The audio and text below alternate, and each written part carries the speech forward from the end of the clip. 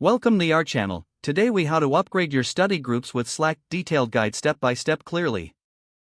Begin by creating a Slack workspace for your study group. Visit the Slack website and click on Get Started to create a new account. Choose a name for your workspace that reflects your study group's focus. Select a unique URL for easy access to your workspace. Invite your study group members by entering their email addresses. Encourage everyone to create their own Slack accounts if they don't have one. Once everyone has joined, set up channels for different subjects or topics. Label each channel clearly to ensure easy navigation.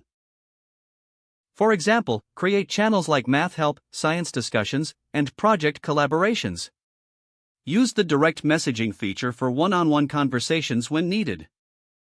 Encourage members to post questions or resources in the relevant channels. Share important deadlines and updates in an announcements channel. Utilize integrations with tools like Google Drive or Quizlet for easy access to study materials.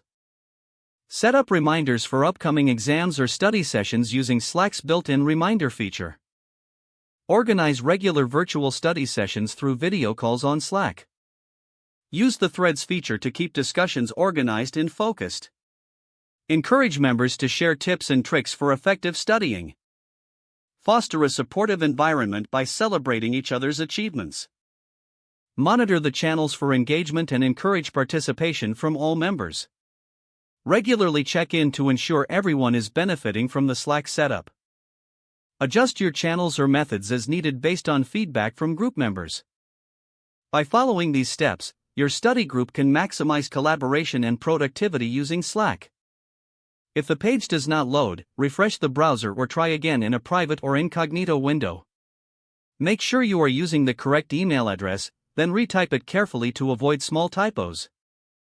If your password is not accepted, use the reset option and create a new strong password you can remember.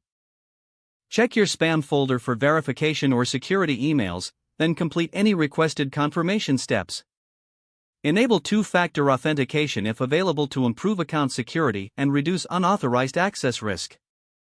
After signing in, review your profile details so your contact information and settings are accurate and current.